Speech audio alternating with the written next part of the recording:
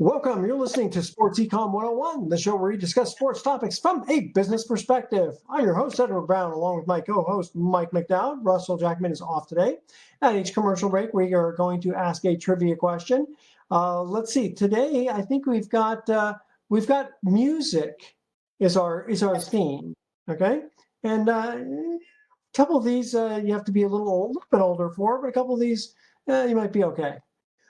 Actually, one of them's from the 60s, one's from the 70s, and then one's a little bit after that. Go ahead, Mike. Okay, what is the theme song for today's show then? That's on you right now. 3, 2, 1, go. What's the one the one that Trump always plays about the proud to be an American, right? We're at least that works. Otherwise, I'll sing the whole song. I'll do it. Okay. In our next segment, Mike's going to introduce our very special guest, who's coming on in the next segment. There, Mike. I was going to say something funny, but he's such a serious guy. I'll just say he's a legend. He's an icon. He's a world leader. He's a great guy. He has so many amazing qualities about this guy. I don't want to tell you everything now because this is a tease, but he's an entrepreneur. He's a go-getter. He is the proud Greek heritage. I'll tell you what, this guy loves his Greek heritage and just eclectic. He is a businessman. He's the co-owner of the Jacksonville Sharks Indoor Football League, filmmaker, and then that's it. We got more. And he loves us for that. Okay. I do want to make a mention here. You ready for this? Watch smsn.com, serving Indiana and beyond. SMSN Radio, your home for sports. Thanks to CEO and founder Brian Snow. A new addition to our sports byline, Sports Econ 101 lineup. All right, stay with us. Sports Econ 101. We'll be right back.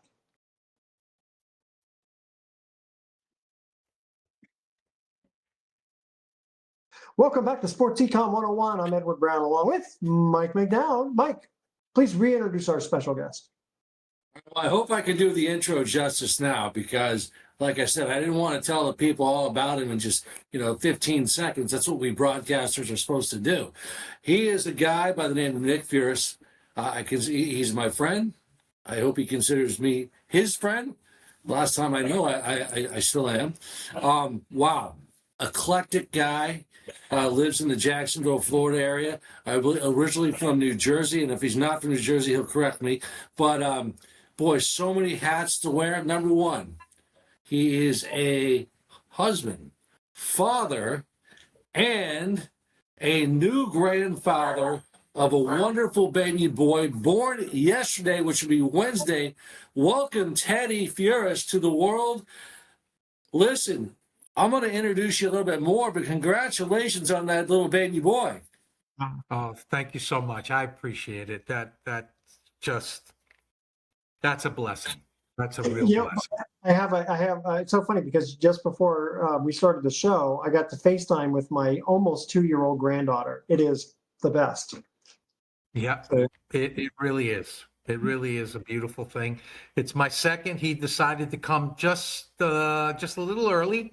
But I'm glad he made it right before I got to my office to do this show with you guys. I was with him in the hospital, and it's just a joy. The real joy was to see my 2-year-old grandson meet his baby brother, and it's just a beautiful, beautiful thing. Yeah, that's awesome. Fast forwarding just a little bit, Nick Furris, our very special guest. Nick is the co-owner of the Jacksonville Sharks Indoor Football League arena team. But we're going to talk about that because it's a really fascinating journey for him, his team, his organization. But besides that, Nick is a multi-talented man, as we just said. Wears many hats. He's also a filmmaker, producer. He's with Spectrum Films in Jacksonville. Has done a lot of great projects. I've got to do a little bit of work with him and collaborate a little bit. And his great son, Andrew, is just a super talented producer, editor, and photographer. But listen, we're talking sports. We could talk about so much with you, Nick. You are the co-owner of the Jacksonville Sharks. Now, number one, who are the Jacksonville Sharks? Because you guys have had a lot of success in another league. You're now in a new league, but wow, being an owner of a professional sports team is it's quite an undertaking, and it's most of us in the real world cannot do that. So that's quite a feather in the cap. Talk about what it's like to be an owner of a professional football team. Pretty cool. I love sports, and you were right. I'm from New Jersey, so I grew up loving sports all my life. When the opportunity lent itself to join the team back in, I believe it was in 18 as an owner, I was a fan first of the Sharks and doing their marketing, and then it just so happens one of the owners was moving on, and the slot opened, and I just feel blessed to have been asked, blessed to be in a position to join, blessed to be part of what I deem to be the finest indoor football organization in sports. It's pretty iconic, the Jacksonville Sharks. Let me ask you, how many hats do you wear? Well, like general manager, coach, all that stuff, because it's obviously you don't have 30. I would say one hat with the team. I'm an owner. My other hat, I think, is an advisor, marketing advisor, etc., to the president, who is also an owner of the team. And I'm always there for advice. I'm there, with the other owners to support, to lift up players, to help when we can, morally, spiritually. And it's just a great honor, and it's a dream. It's a dream fulfilled. How many owners are there? We are at 8, I believe, 8 owners now. It started off as 2, and over the course of time, as things get bigger, as the needs get bigger, they brought in other owners. So I believe we're at 8, maybe 9. I can't remember, but everyone gets along.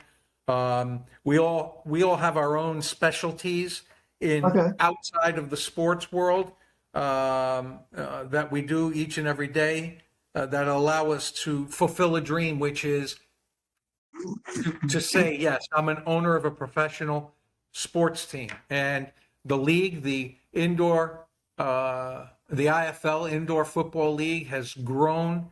It is the premier league. There are many indoor leagues, many, but there's one premier one. This is the premier. We left another very good league, and even earlier than that, we were in the old AFL, the Kurt Warner, right? Yeah. The Aaron Garcias of the world, the Kurt Warners of the world. We won a championship there. Then we went to when they folded, the NAL started. We won, I believe, 3 there. That makes it 4. And then now we're with the IFL. We're in our 3rd year with the IFL, and we haven't won a championship, but it took the first year to kind of acclimate to the new rules. It's a different type of league. How many teams are in this IFL? We are 14 nationwide. We announced one formally today in Athens, Georgia. You may know one of the owners. He was known as the Bus, Jerome Bettis.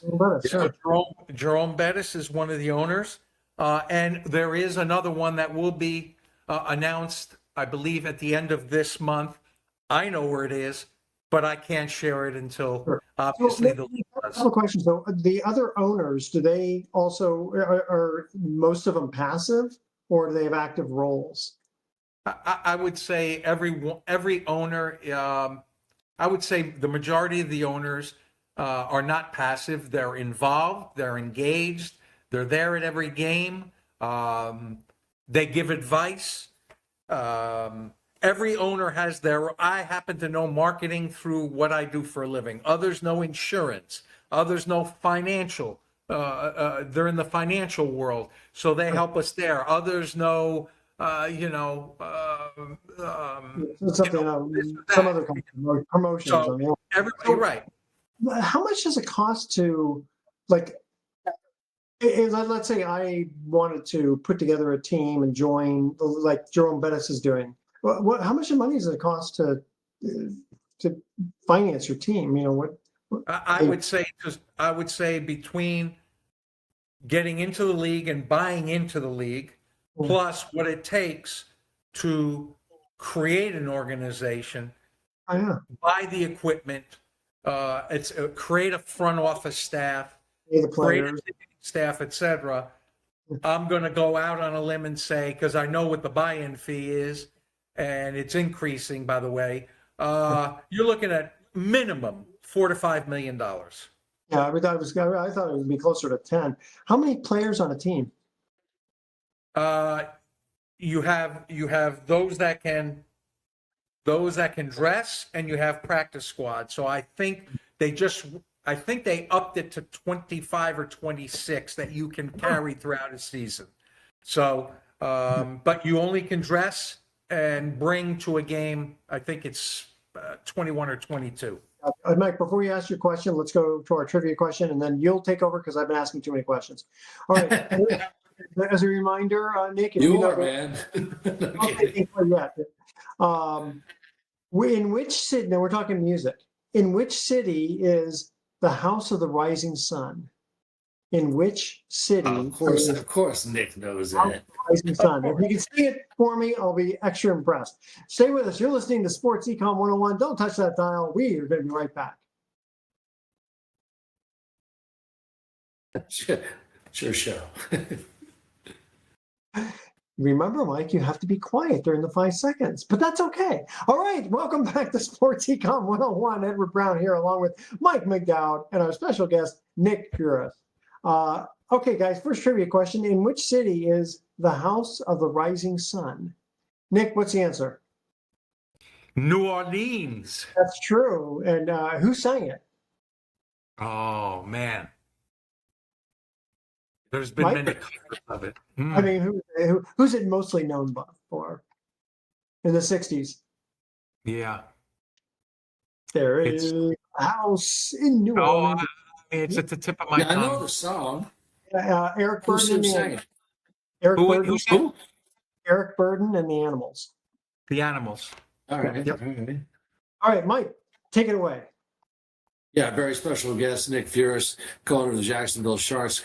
And we welcome him to this great show. We go coast to coast, border to border, around the world, and with our United States military. Thank you. And we love you, folks. We can't be in this country without you. So you are the protectors, and we salute you, especially on this Memorial Day weekend coming up. So Nick, my friend, is our special guest. Nick, 8-on-8 football. Unique football in the terms of, let's face it, it's entertainment. Yeah, it's sports, but it's entertainment. And this is where I'm going with it. We are a football heavy country now. We've got the NFL, the USFL, the UFL, and then we've got this indoor league, all competing right now for, fans. Right. And that's no easy task. On top of it, we have something called baseball, America's sport as well. So how do we compete and earn the fans' trust to come spend some money at the stadium, pay the ticket prices, the beers, the food? You got to put on something special because, let's face it, if you don't, nobody's showing up to the arena downtown in Jacksonville that seats about, about 12,000? Yeah, about 12,000 to max, yeah. Yeah, so you want to fill that stadium. How do you do it? Well, number one, you put on a product. Let's talk football. Come and watch real football players hit and show their skills. These are not amateurs. These are pros. These are Division I athletes. These are guys that played in the NFL. these are guys that played in national championships on the college level. So there's real hitting, real offense, and real defense. Combine that with constant entertainment. In between every timeout, there's something going on the field, so the fans are engaged. Combine the two and don't charge an arm and a leg. You can get into the arena for a 4-pack of tickets with hot dogs and this and that for $100. So a family can go in there for $100 with a family of, a mother and father and 2 kids and have a night. Now go to the movies or go to the NFL. $100? I don't think so. You're going to be sitting way, if you can find a ticket, way up. So I think it's fun, affordable, family entertainment with high level of sports involved. That's why, if I may, Yahoo Sports Network saw the potential, and we have now a multi-year deal with them, plus overnight streaming. So we have Yahoo and overnight broadcasting our games. Yahoo is free. Our games are, many of them, coming down to the last play of the game. It's engaging. The numbers are through the roof. We're not talking thousands or hundreds of thousands. We're talking about millions of views. Wow. I purposely bring friends that sit with me at the games. They instantly buy season tickets the following year. Why?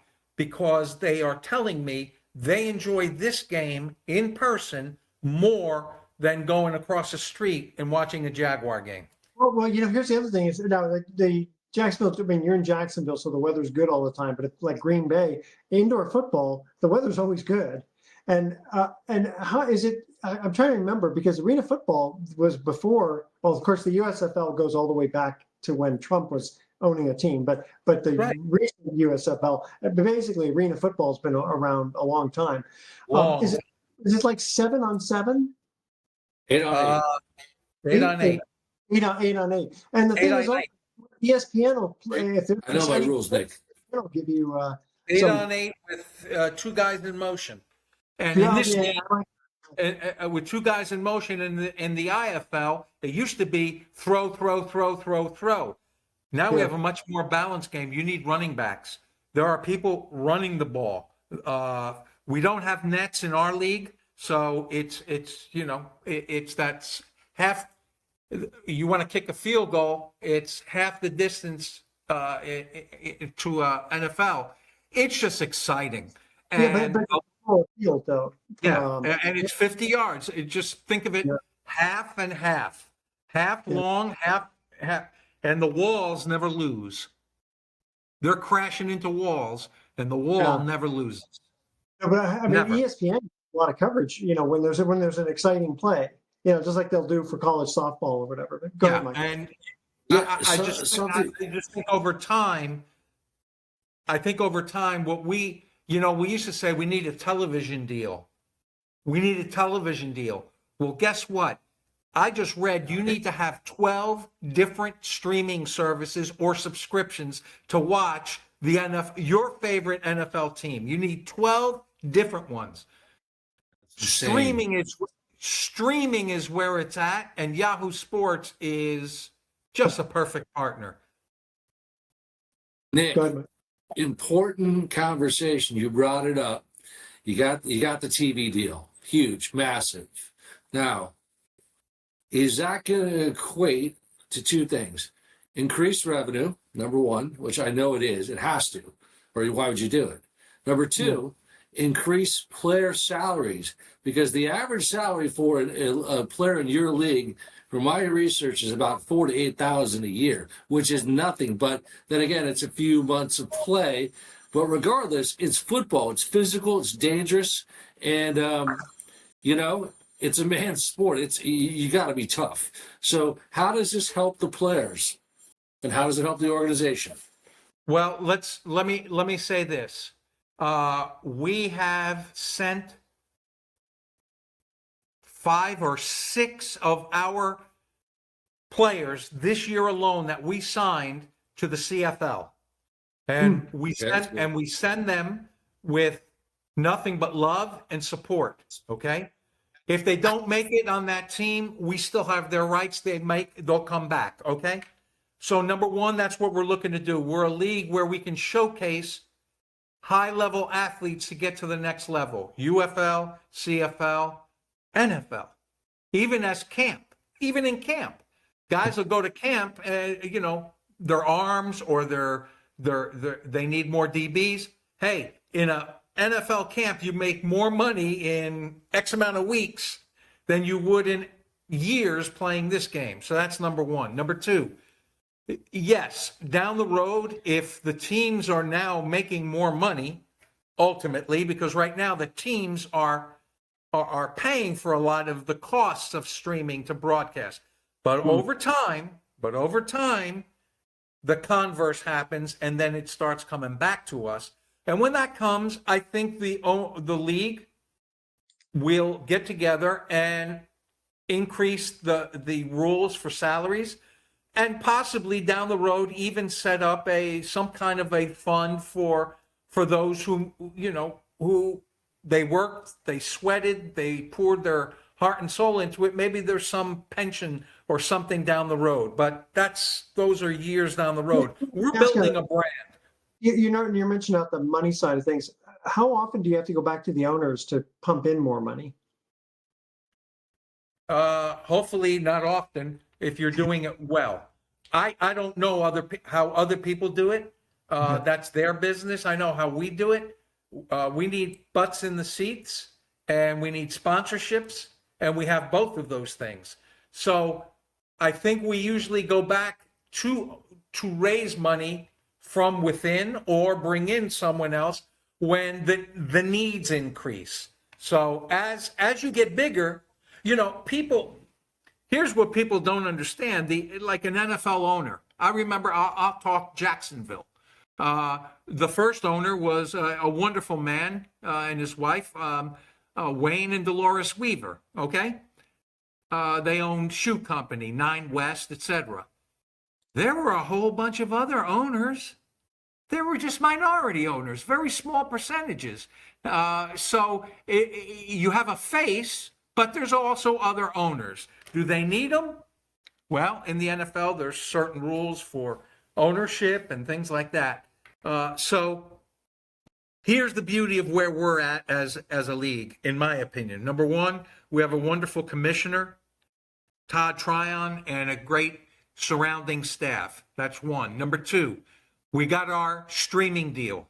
Number two. Number three, we'll be at 16 teams next year. The model caps at 24. When you hit 24 teams, there are no more teams. That's where it blows up. Gotcha. Okay, guys, we got to cut to our break. Here's our trivia question. Ready?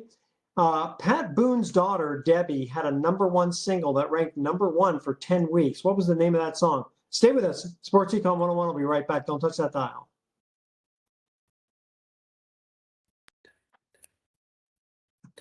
Welcome back to Sports Econ 101. Edward Brown here, along with Mike McDowd and Nick Furris. I'm smiling because Mike keeps snapping his fingers going, I know the answer, but I can't remember the answer. Here's the trivia question. Pat Boone's daughter, Debbie, had a #1 single that ranked #1 for 10 weeks. What was the name of that song? It's like an easy listening tune. It's about as like, Nick, go ahead. Nick, what's the answer? Well, Mike, you light up my life. Yeah. What can I say? Okay. That's the song. Okay. All right. You light up my life too, and Edward and everybody else. That's beautiful. All right. That's beautiful. So we have Nick Furris, one of the owners of the Jacksonville Sharks Arena League Football, which it's so funny. When that Arena League Football came out, people were poo-pooing it. And I said, I like this thing. This is cool. You get football, Temple all year round. And I mean, I love the rules and how exciting it was. Quick question for you, because something just came out, I think yesterday, the day before.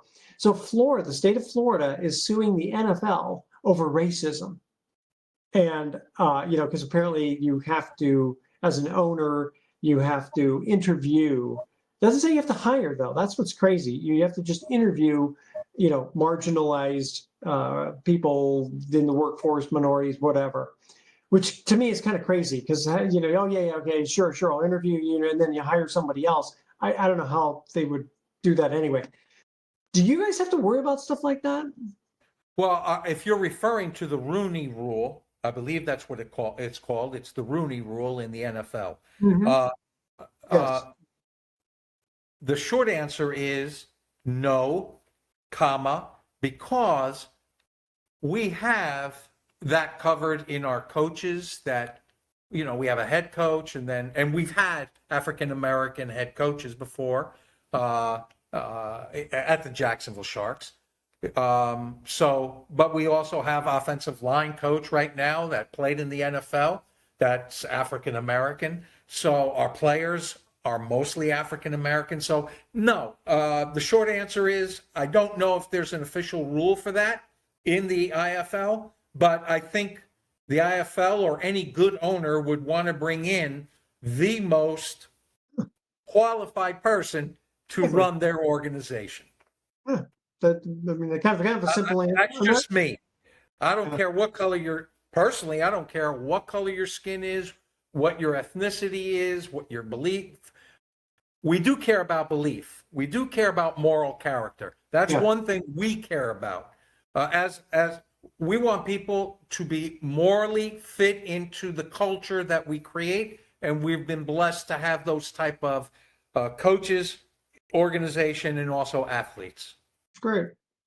Well, thank you for mentioning that. Some people might get offended about talking about faith. I know how important faith is to you, Nick, and all of us sitting here. But Nick, one of the things that I find really interesting is a little about the league itself. As we mentioned, UFL, USFL, NFL, a lot of competition. What makes this league, even though it's been around for a while, Arena Football League, a lot of our listeners have not been to a game, but what makes this league different entertainment-wise?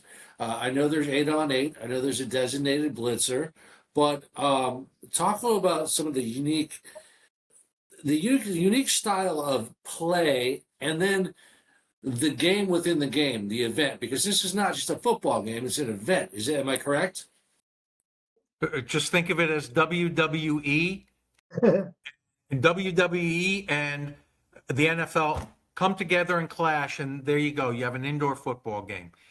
From the moment you sit down and the national anthem is played until the last whistle, you're engaged. The audience is engaged constantly, whether it's the play on the field or the entertainment in between, you're constantly engaged. You cannot find I'm just telling you, you can't find something for $25 that will engage you like an arena game. And the level. Anything in California? Northern California to begin with, to be more Do we have teams in California? Absolutely. We have Yes, we have teams in San Diego.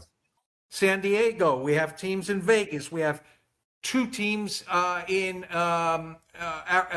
Arizona, in Texas, the Midwest, Green Bay, Iowa, where we're going to be tomorrow night playing in Iowa. We have Orlando. We have Jacksonville. We have now Athens, so that'll become a rivalry.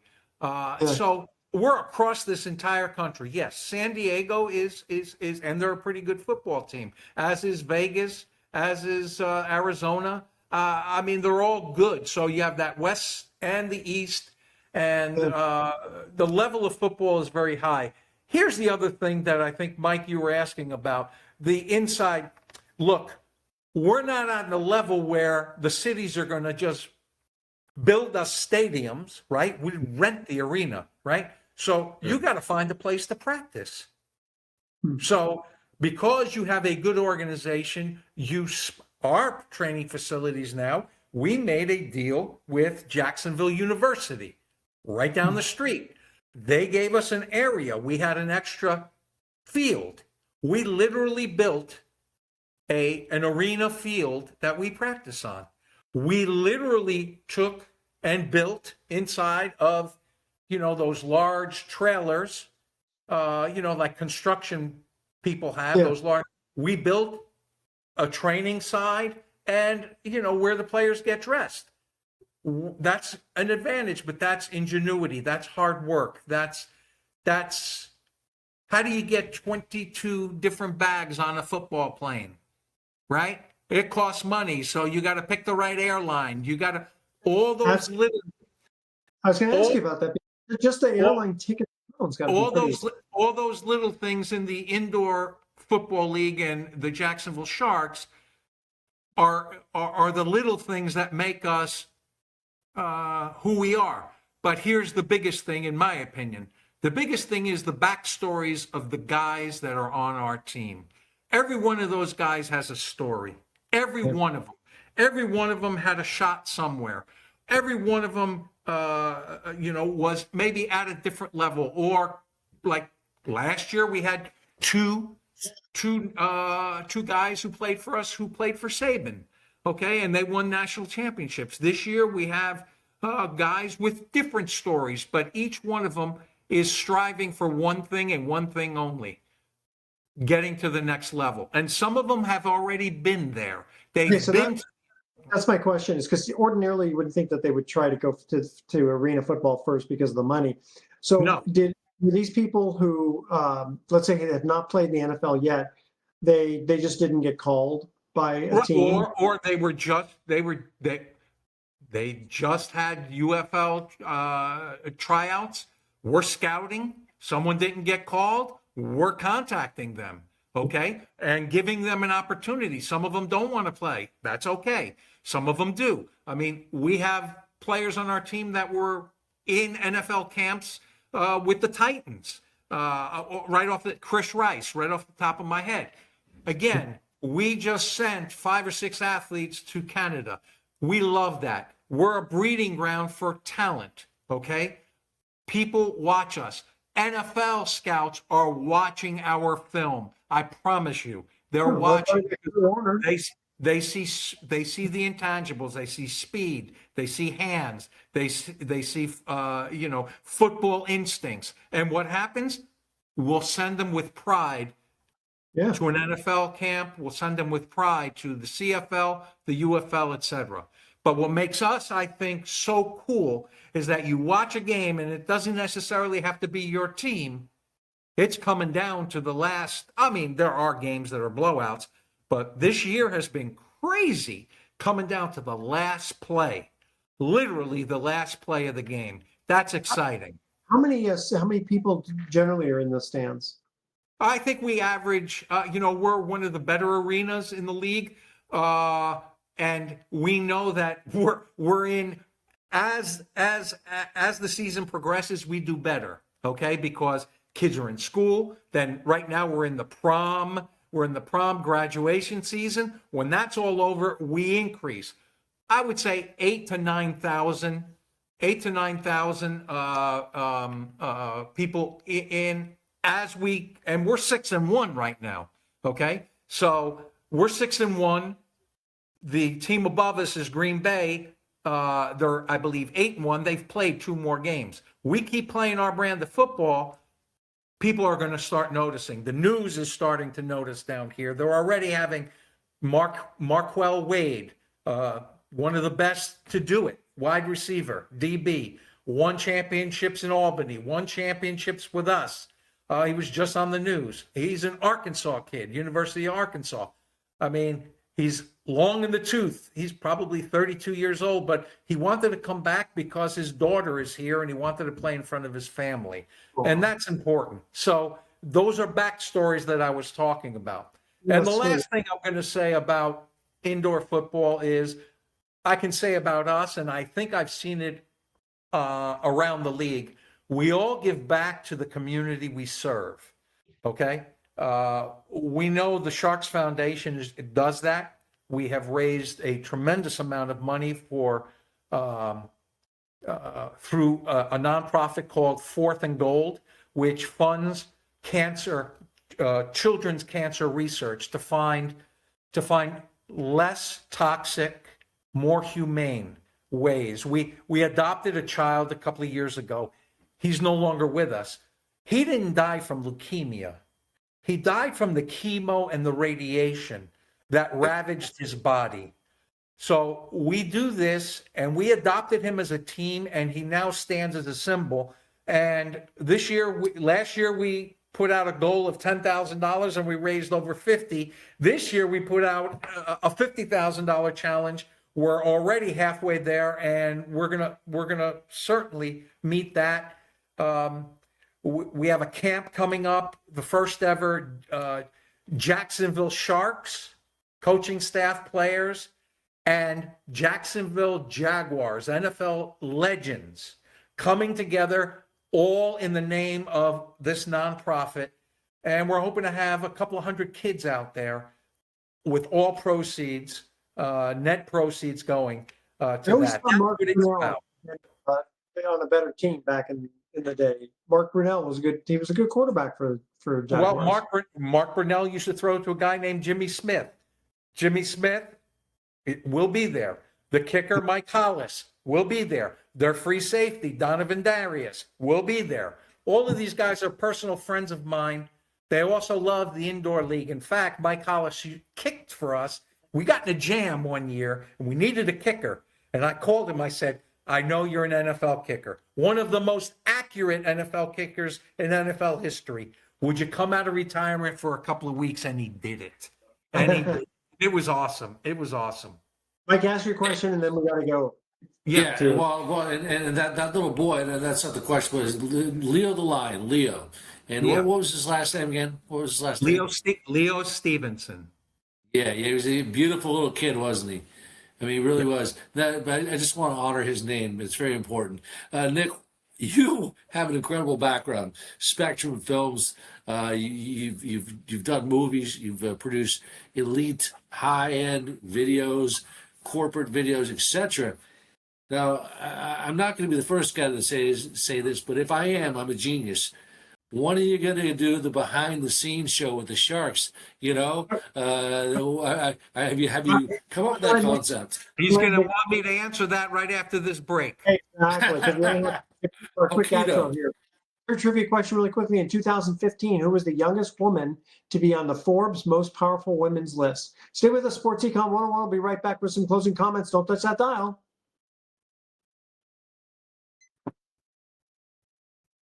Welcome back to Sports Econ 101. Last time for today, I'm Edward Brown, your host, along with Mike McDowell and our special guest, Nick Furris. Trivia question number 3. In 2015, who was the youngest woman to be on Forbes' Most Powerful Women's list? Anyone? Mike? Yeah, it's got to be the what's her name's her new husband's the tight end for the freaking Chiefs. There you go. What's her name? Yeah, that's her name. That's how I really care about her. All right, Mike, ask your question, and Nick, before we get on. Yeah, real quick, Nick, you're a videographer, you're a filmmaker, you do it all, multi-talented studio. Come on. When is the behind-the-scenes show going to come out? Because it's going to be on HBO soon. I know it is. Well, I don't know about HBO, but we started to put something together for this year, but it was the concept grew and we had to get legal approval. We got legal approval, but it was too late, to be honest. So it's already on my hat to do next year because these backstories are hard knocks, if you will, for the Jacksonville Sharks would be great. You can learn a lot about the IFL by simply going to goifl.com. You'll learn about all the teams. You'll learn about the rules, the regulations, the transitions, all the news. You learn about where the shows are being streamed. If you're in North Florida, jacksharks.com, jaxsharks.com. Come on down to the arena. And to all the people listening or watching this around the world on the military who serve our great country, we honor you. We have a night dedicated to the military, but we can never do enough for our brave men and women who serve and keep us safe. Nick, 1 second. Don't you get to keep the football at the games if it goes in the stands? Yes. There you go. That's the best part of it. Okay, you guys ready? So here's our thoughts for the day. So salons always have hair on the floor. Garages always have oil on the floor. Banks, what's their problem? Come on. And I never realized how technically advanced Moses was. He had the first tablet that connected to the cloud. All right, Oh, oh boy. tune in next week to Sports Econ 101. We're going to be discussing more sports topics from a business perspective. Thank you, guys. Thanks for Thank you, listening. On Nick. behalf of our team, I'm Edward Brown, your host. We'll see you next week. Great job, Nick. Thank you, military.